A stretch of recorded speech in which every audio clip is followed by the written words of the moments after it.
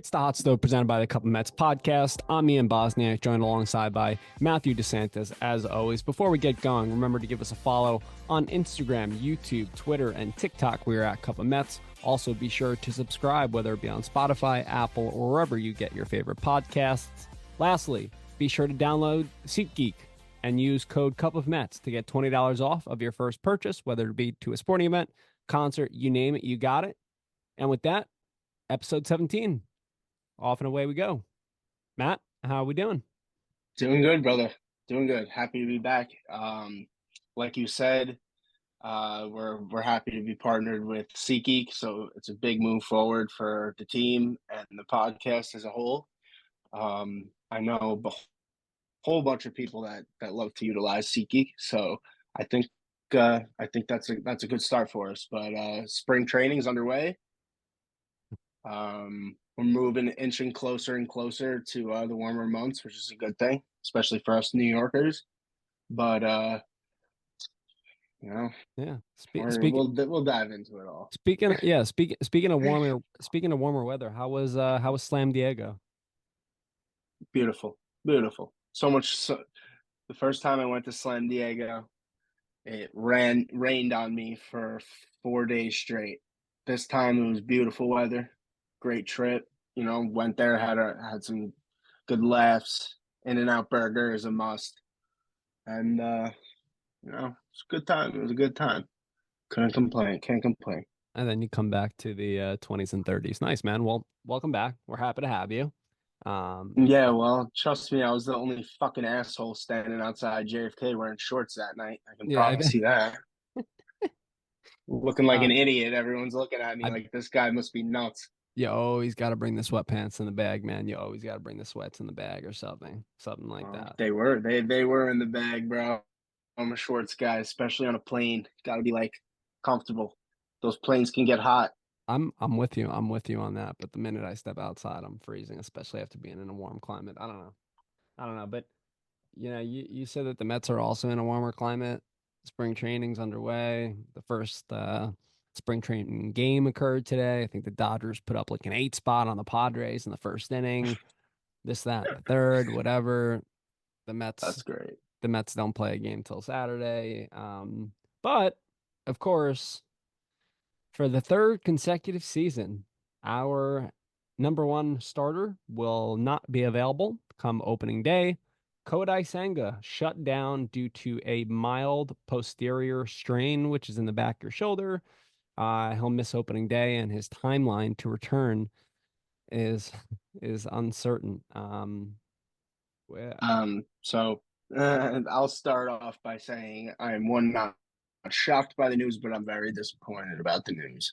I mean, New York Mets fans know what it's like to get hit with an injury bug, but come on, man. February 22nd to lose our starting pitching, our top guy. and I don't. we don't even have a rotation.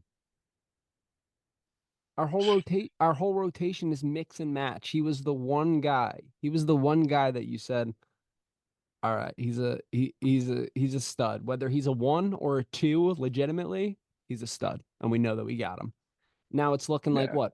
He'll most likely be experts are saying he'll most likely be out to what, June, early July, something yeah. along Well, those lines. Doctor Jesse Morse, fantasy doctor, said he put out a really good video today that, and I like him a lot, respect him. I've listened to his fantasy football stuff. And he goes through detailed videos of these injuries with like a skull, a mannequin that's like broken down to the skull, pretty much. Right. So he was describing the injury, and he goes early June, the absolute earliest for this guy to restart baseball activities. So that's not good. They Yeah. usually need what? They need 2 weeks to ramp up, and then about another 2 weeks in the minors You're probably looking on at a rehab assignment. you're probably looking at after the All-Star break then. That's probably what you're looking like for Kodai Senga. Then that's really sad, disappointing. Yeah, right Then now, you might as well, depending on what our standings is, if that's the situation, you might as well shut them down. yeah, yeah. Right now, Sorry. right now our rotation's looking like Quintana, Severino, Manaya, Hauser, and McGill. When's the trade deadline this year? I know you're already looking forward to that, huh? Well, we Yeah, I got am. well, we gotta hope that we get good And outputs I'm from. I'm gonna put this out there right now. I think we're gonna stink this year. Uh, I'm sorry. yeah, today really. Well, I mean, you said the most negative thing in our little group chat earlier today. Let's find it. You said, um, what'd you say? You said something along the lines of, "Oh, season's over on February 22nd." Yep. Okay. All right. So Matt's pawing the tank to Frank here in 2024. So we No, I am not a Frank the Tank. Fuck Frank the Tank, by the way. He's an awful fan. I mean, he might be a nice human being. I'm not, but he is the way that he makes our fan base look like a bunch of jackasses. I'm a realist. I just think of how things have gone in the past and how we supposed to believe it's about to get better. Really, we just lost our top pitcher. You think that whatever our win total was now is any? It's probably 10 lower. well, yeah, I haven't 10 of I those wins were Senga. yeah, I haven't checked with Pacoda. Pacoda initially had us pegged at I think 84 and 78, making the third wild card spot, but that probably has changed now with Senga out. It just really sucks because as I just mentioned, you look at the rotation now, McGill fills that void. Then you have guys like Jose Buto and Joey Lucchesi on the outside. David Stearns already, something that I think we could have gone on here and even though it would have been a question mark, and again, games haven't even started, so it would be unfair for Stearns to say this guy is going to be in the rotation or that guy's going to be in the rotation, but something that we could get excited about potentially seeing some of these young guys in spring that have made, you know, the big league camp go out there and, maybe put on a show and maybe make the rotation. Stearns already kind of shut that down today, saying that, Dom Hamill, Mike Vasile, Christian Scott, they're all going to start the year in the minors, which I don't think that we can necessarily disagree with. But at the same time, now that's another thing that like we can't even get excited about. So it's looking like it's going to be one of the three in McGill, Budo, or Lucchesi. I'd rather McGill and Lucchesi than Budo. I don't know why. I just don't think that he's a major league pitcher. But yeah, I don't think that any of the prospects are going to start on the big league roster. I don't know. That's just my gut feeling. Yeah. And again, I mean, I personally believe that, you know, Tyler McGill is going to end up being that fifth starter. Him and his American spork, they're going to end up, in the starting rotation for the third consecutive year. He always finds himself in there. On come opening day, it's quite, it's Somehow, really, I mean, I think it's more indicative of the Mets than it is of, of him. But he's I mean, reliable. He's reliable. yeah, I mean, he absolutely is. Last year he pitched, started 25 games, 126 innings, 9-8 with a 4.7 ERA. Yeah, I'm not sure what his FIP is. His FIP last year was. I just kind of want to see just based off of that 4.7 ERA how much better the FIP was. The FIP for McGill in 2023 was 4.96, so even worse than the ERA. So okay, so not pretty. Last year was a down year. But it was a down year for a lot of guys. And, you have to hope that with the innovation that David Stearns is bringing in, with some of the other guys, that they can make some adjustments and, get the best possible output for, some of these guys who are on the fringes. Why don't you think Budo is a major league starter? I just I can say with what I've seen from him, like he'll have his half decent days where he goes 5 innings, but then he's like it's more of a better chance that he gets shelled, like, and he's out after three and a third or something like that. Um, I just don't think he's a major league starter. If you want to throw him in the pen, then that's another thing. But to put him out there and think he's going to possibly give you six solid innings is kind of crazy. Right. So I think that for me, I said it before. I think McGill will be that fifth starter. Luke Casey, I liked what I saw from him last year as well. Obviously, he was the Yeah. he was the first starter last year to go 7 innings out of the Mets starters. So Kudos to him. The interesting thing with Jose Budo was in 2022, he made that one start where he got absolutely obliterated. And then last year in 2023, he did make 7 starts, 9 games. He pitched total 42 innings, struck out 38. But I want to point this out to you, Matt. Okay.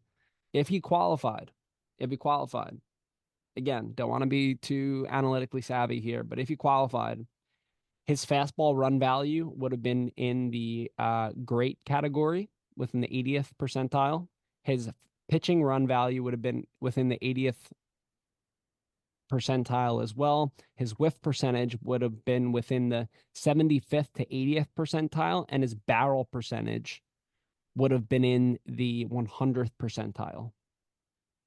What percentile would his wins be in? I mean, that's No, indicative. That's indicative of if no, the but offense no, is going to score, you, and those if are the good bullpen numbers. and if the bullpen is going to back him up when he gets out of the game. I feel like last year we saw a little improvement from Budo. He wasn't necessarily just relying on that fastball I mean, granted, we saw him in one game the prior season, but he recognized early on his changeup got hit hard, 3.6 average against, but then he really started focusing in on that fastball and that slider, which he held hitters to under 200 batting average against. That sinker and the curveball, which he didn't use as much, also were 2 good pitches for him as well. I think Budo really does have some upside, and I think that he's a guy that can be maybe a 5 in a rotation. And being 25 years old, I think that he could bring some upside to the Mets as well. But again, I just think that here on February 22nd, before games have started, I think it's really Tyler McGill's, you know, job to lose at this point. Who do you Yeah, for think? sure. You're a big prospect guru, big prospect guy. Out of those 3 starters that I named, we can even throw Tyler Stewart into that conversation if we wanted, even though he only reached AA last year. What starter do you think is the most major league ready, and which one do you think we'll see first in the bigs?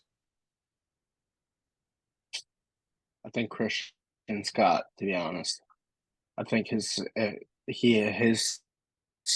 numbers are great in terms of other minor league players, pitchers. I mean, um, I think he personally is the most major league ready. I'm sure him, Hamill, um, Vassell, they're all going to be on the AAA rotation. That'll be a good rotation. Young, and we just really got to see how they all perform. But I think he's got the best stuff out of all of them. I think he really does have the potential to be a number 2, number 3 starter. Yeah. I mean, it's looking like from what people are saying is that Christian Scott does have the highest potential of them all. And he has made, obviously, again, we've noted prospect charts mean very little, but he has made a bunch of these charts as of recent. Um, 2 other names that I didn't mention before and again, I'm excited for all 3 of those kids. They all have upside and they all have their pros. Um, you know, three, 2 other names that I didn't mention before that will compete with the likes of Lucchesi, Budo, and McGill for that 5th spot is Justin Jarvis and Max Kranick. Max Kranick, the former Pirate who the Mets brought in on a minor league deal. He only has 2 years under his belt, 2 off and on years in terms of being with the big league club. But in 2021, made 9 starts for the Pirates, pitched to a 4.64 FIP, .5 WAR. And then in 2022, he only pitched in 5 innings. Didn't allow a run, but still, that's just 5 innings. So Max Kranick is another individual who you can look to. Kranick, I can't say I know too much about him. His projected numbers in 2024, so obviously they see him getting some time. They have him going 3-6 and 17 starts. God, if he makes 17 starts for the Mets, they're in trouble. 4.81 ERA, 4.77 FIP. .6 WAR. Nothing against Kranick, but if Kranick's making 17 starts, the Mets are absolutely fucked. Literally, I mean, that's crazy. 17 starts. jeez. And I mean, And the thing is now it's, you're at the end of February, you already have like your money allocated in certain spots. And we know just from watching how this offseason has played out, if the Mets were going to pounce on a Snell or a Montgomery, they would have done it, so that's out of the question. You know, would you personally look into the markets of, let's say, Rich Hill, Dick Mountain, Johnny Cueto, or a Zach Davies, like someone like that who is legitimately a fifth starter, somebody that you can pick up for 2 to 3 to 4 million bucks, bring them in and hopefully eat some innings, being that they're a veteran, or are you just sticking with what you have? Dick Mountain, I'd love to bring him back. He throws in it. He's an innings eater. Yeah, Like you bring him on, he's what, like 59 years old? He'll still give us 100 innings. only minus 16 there. Only minus 16. He'll be 40. Yeah, yeah, He's yeah, yeah. 43. He's 43. Yeah, I know. I know. It's all for good fun. But no, I'd bring back Dick Mountain. 100%. He's someone that I really looked at today and I was like, he makes sense on a short-term deal. Obviously it would, Yeah, it would be no longer than a 1 year deal for him with anybody, right? But you look at just the way that the rotation is configured, and you have again the Severino, the Manaya, who have upside. Same with an Adrian Hauser to an extent, right? And Quintana as well. And then you go, all right, yeah, we're going to be without Kodai Senga. If we're thinking maybe July, maybe a Rich Hill would help patch the rotation until then, or a Johnny Cueto, yeah. and then you keep I'd McGill be and Budo and Lucchesi in those depth pieces. But it looks like the Mets are kind of just going to dive into that depth immediately. I don't definitely I for don't think they're sure. going And they external. and when David Stearns today at the Senga press conference talking about the injury, he pretty much noted that they're not going to be going externally for starting pitching, pretty much shooting down the likes of Snell and or Montgomery. And at first, I thought that that's what they'd be thinking of this offseason, maybe a Montgomery. But as the hot stove kept going, and we saw what David Stearns was doing with these 1 year deals, like these like lottery ticket kind of deals where like and like good trades. Like I love the Adrian Hauser trade. That has upside written all over it. That guy plays good. We're not doing well. You ship him off. He Yep. plays good. We're doing good. You re-sign him. Um, so I don't know. We gotta see. Our first game's in a couple days, spring training. It's gonna be nice to see some kids out there. Do we know who's starting it? I don't think that would be out yet. It's only Thursday. Let's look that up. Dacomo will have it like the morning of like all the pitchers. Yeah, every single pitcher lined up. Uh, yeah, no, no, okay. All right. Well, again, you mentioned 2 days until the first game. And then again, March 28th can't get here quick enough, so that we can just kind of see this team come to fruition and see what they have, see what they're missing, see what players perform. And, if I really don't even know what to say. The season just has to get here because we've been talking about this forever. And now we're dealt with the Senga injury. And now I'm thinking of the potential of a deadline sell off. Who I'm thinking about the potential of a good year out of nowhere, like a bunch of misfits just playing well. So I just have to see the product. I really don't know. who starts opening day? Luis Severino. I would think if they're going name wise, then yeah. A couple years back in 2022, who started opening day in 2022? Do you remember? Was it Tyler McGill? Yeah. So I think the Mets should start Tyler McGill opening day. Because 2022, we won Go for 101 it. I games. I love my favorite thing about him is his composure. Gives like he gives off when he's on, he pitches fucking on. He Oh, has like a bulldog mentality.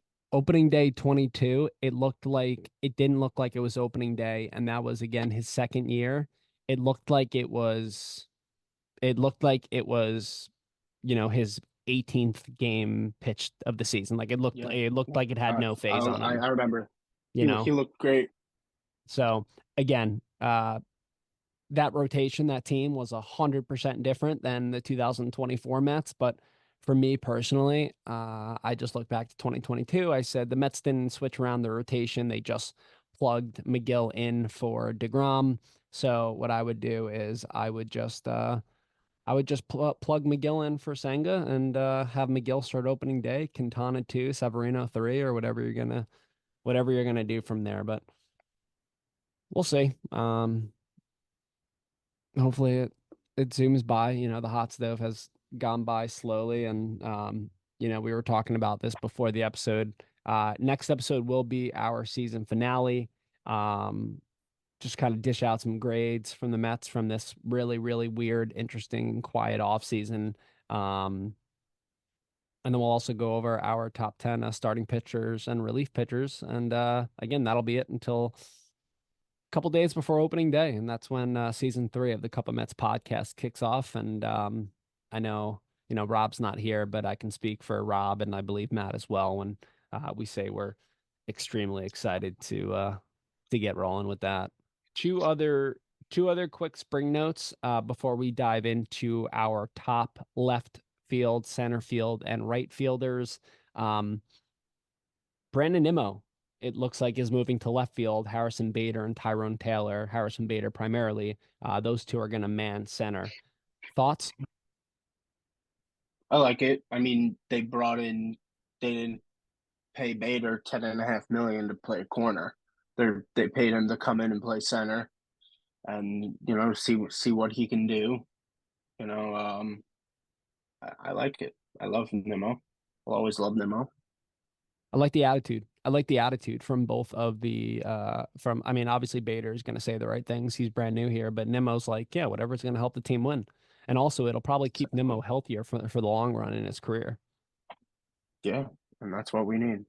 Absolutely. So, especially someone who, prior to the last 2 seasons was prone to leg injuries, keeping him in left field where he's not going to run as much, I think is definitely going to be big for Nimmo down the stretch. And then you get a Gold Glover and Harrison Bader out in center and somebody who really knows how to man center and Tyrone Taylor as well. So, all in all, that's good. And then obviously, if the Mets need to put Nimmo back in center, they have a bona fide center fielder in Nimmo who can go back to center. So, I think that's good. And then the other thing too that has a partly to do with the Mets that I didn't bring up last week in the episode that Rob and I recorded that I meant to.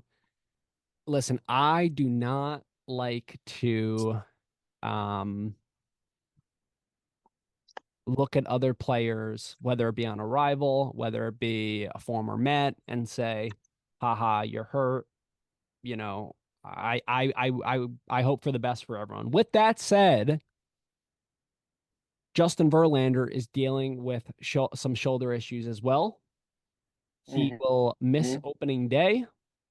And if you all recall correctly, he has a $34 million vesting option if he pitches 140 innings in 2024.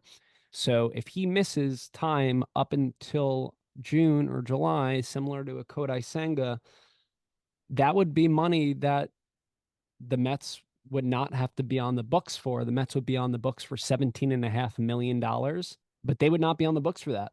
That would be massive. I mean, I would love to see Justin Yeah, Verlander continue to compete at a high level at his age, but with all the dead money coming off the books at the end of this year, if that money also cannot be guaranteed going into 2025, the Mets are really going to have a clean slate going into next year. for sure. They'll have good money to spend. Real good money to spend. And all the power to them. So again, those are just two quick notes. So we'll see. Spring training's here. Now, diving into our top tens here, we're winding down. Last week did third baseman and DHs. Tonight, what we're going to do is, just going back, listening to all the episodes, running through everybody's lists. It just seemed like a lot. So what we're going to do is we're going to tell you all to head to our Instagram and our Twitter at Cup of Mets to see the full lists from Matt, Rob, and myself. They'll be released over the coming days. But tonight, what we're going to do is I'm going to go ahead and shoot out my top left fielders and my right fielders. Matt's going to shoot out his top center fielders. We're going to go back and forth here. But that'll sum up our top tens going into the outfield. And then yeah, away we go. It's really crazy putting together. I don't know if you felt this way, but you know, center field, right field, stacked. Left field is so weak. I had no idea what to do. Yeah, dude, it's hard. You're right. I had no idea what to do. So I don't even want to sound biased when I go ahead and do this. But here we go. My top 10 left fielders going into 2024. At 10, I got Taylor Ward of the Angels. At 9, I have Lourdes Gurriel Jr. of the Diamondbacks. At 8, I have Chas McCormick of the Houston Astros. At 7, I have Lars Nootbaar of the Cardinals. 6, Evan Carter of the Rangers. Nolan Jones of the Rockies at 5, who burst onto the scene last year for Colorado. Well, I have Ian Happ at 4. Cubs. Brian Reynolds at 3. Uh, it's still a toss up to me. I don't know. It's either Randy Arozarena or Brandon Nimmo one. yeah, interesting. I don't I don't see how Nimmo could be one, but I don't see how Rosarena could be one either. What's Acuna, right field, right? Yeah. Yeah. Everybody's right field. And that's why left field, we got a little bit of a switch because Juan Soto played left in San Diego. But this year now, you completely just wiped the position, and we put out a top 10 DH list as well. So we couldn't put Yordan Alvarez in left either. So left is barren. Um, Screw it. I don't give a shit. I'm a homer. Number 2, Randy Arozarena. Number 1, Brandon Nimmo. There you go. Way to stick to your gut. Thanks. I mean, MLB Network had Nimmo 2 and Yordan Alvarez was 1 because they don't do a top 10 DH. So screw it. Yeah. Screw it. All right. On to center field. Shoot him. All right. At 10, I got Alec Thomas, Diamondbacks. I think he's a very good young player. Massive postseason last 9, year. James Outman, Dodgers. Started off last year smoking hot. I think he's got a lot of potential in this league. 8, a really good guy, Cedric Mullins. Love him and the way he plays the game. 7, TJ Friedel. Is that how you say his name? I Prado. always Friedel, yeah. I always have issues. Number 6, Jazz Chisholm from the Marlins. Um, I love Jazz. I just like the way he plays the game. Swaggy. Yeah, he's a big time swag guy. Number 5, Mike Harris from the Braves. And then these last 4, just like hard. But number 4, I'm gonna go Mike Trout. Wow. Number 3, I yeah, agree. number 3, I'm gonna go Luis Robert, White Sox. Mm-hmm. Number 2 and 1 were hard ones. Yep. But two, I'm going Julio Rodriguez, and number 1, I'm gonna go El Capitan, number 99, Aaron Judge. Yeah. Isn't that wild? Mike Trout to 4. Poor guy. Yeah, Can't stay healthy. I'll never say poor guy to somebody that makes 45 million a year. Yeah. You're right. You sound like my father. that uh, Yeah. Yeah. No, I can agree with that. I can agree with that. But what a contrast. Your top 5, Michael Harris Jr., Mike Trout, Luis Robert, Julio Rodriguez, and Aaron Jones. My top 5, Nolan Jones, Ian Happ, Brian Reynolds, Randy Arozarena, and Brandon Nimmo. Like what a 360 there. And then right field. I mean, right field's just ridiculous. Right field at number 10, I have Anthony Santander from the Orioles. 9, I have Nick Castellanos from the Phillies. 8, I have George Springer from Blue Jays. 7, Lane Thomas of the Nationals. 6, Adolis Garcia of the Rangers. 5, Fernando Tatis Jr. 4, Corbin Carroll. 3, Kyle Tucker. 2, Juan Soto. And then 1, Ronald Acuna Jr. Like, talk about stacked. And Mookie Betts made the switch to second. Imagine if Mookie was still playing right. yeah, dude, that's such a crazy list. Isn't that wild? Right field's so stacked in this league. Right So field is, stacked. and I feel like we haven't said that for quite some time, but right field is quite stacked. Yeah, for sure. Right field's quite stacked. But yeah, there you have it. Top 10 outfielders. Again, be sure to look at our Instagram and Twitter pages at Cup of Mets to see all three of our lists for all three positions, each of us. Um, and with that, Matt, something that I wanted to just tell you last week, and I want to get your opinion on this. I just thought about this last week when we dished out our top 10 third baseman. Obviously, you were in San Diego. Um, Hmm. you and I had the same one, two, three: Jose Ramirez, Devers, and Austin Riley. Rob put Riley one, and that's fine. Cool. Yeah, Now he said verbatim, he said the words, I love Austin Riley. that's crazy. Yeah, what are your I thought maybe I made too big of a deal of it at first, but then I was like, I don't know, I would never say that I love an Atlanta Brave, would you? No, I wouldn't. I'd say I like their game. Yeah, that's what I said to him. Like I said, like I Like like I fuck with their game. I like how they play the game and their style. yeah, I like Acuna's game, but I'm not crying if he gets hurt, you know what I'm saying? For sure. For sure. You know, like Damn, Rob. I know you got to call him out for that in the finale. You got to call him out for that one. Yeah, I will. I will. Uh, Oh, another one in the books, episode 17. You know, quick. Mets baseball coming soon. Yeah, you know what, Matt, let's do this quickly before we wrap up here. Last week, Rob and I did a prediction segment where it was I timed it for a minute. Okay. And we just asked questions going back and forth. So I would ask you a question, you would answer, then you would ask me a question. Okay. And All we right, would go go for it. quick, rapid fire for 1 minute. It can be anything from the rest of spring training into the season to bold shit like if the Mets make the playoffs, yada, yada, yada, this, that, and the third, whatever. Okay. All right. All right. All right. Okay. You start. Ready, set, go. Who leads the team in wins this year? Luis Severino. All right. For me, who do you think wins the NL East? The Braves. Do the Mets make the playoffs? No.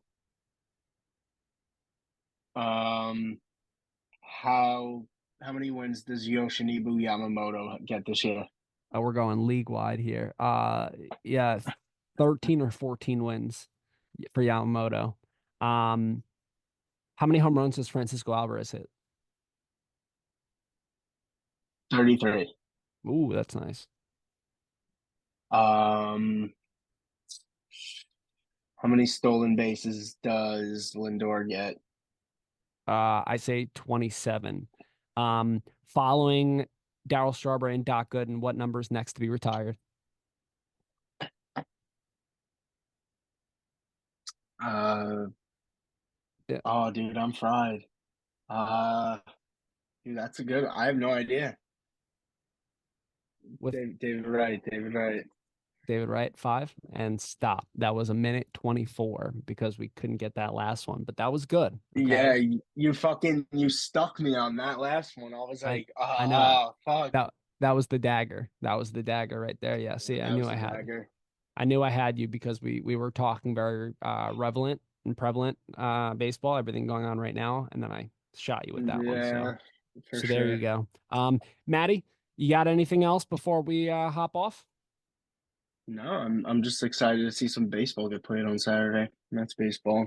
Hopefully, Gary, Keith, and Ron are on it.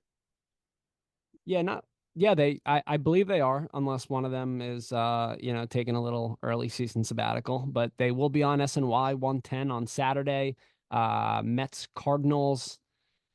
Crazy to say that baseball will be underway. And then again, this Sunday, the 25th, be sure to tune in to the Hot Stove season finale. Again, we'll bring you all the good stuff in preparation of the 2024 season. With that being said, remember to use code Cup of Mets to get $20 off of your first purchase on SeatGeek. So be sure to download the SeatGeek app. And note you can use as many email addresses as you want, by the way. Yeah. Use as many email As many as addresses, you want. as many as I've you done want. it. Yeah, as many as you want. Buy tickets to one game, make another account, buy tickets to another game, do what you got to do. Yo, Use the code. it's way too easy. Yeah, you know where it's at. Hey, also be sure to subscribe to the podcast, whether it be on Spotify, Apple, or wherever you get your favorite podcasts. And lastly, be sure to follow us on Instagram, YouTube, Twitter, and TikTok. We are at Cup of Mets. For Matt DeSantis, I'm Ian Bosniak. Thanks again, guys. I know I say this every week, but we're almost there. We're literally at the 1 yard line, and Almost there. we can't be more excited. Again, for Matt, I'm Ian. Good night, everybody. LFGM.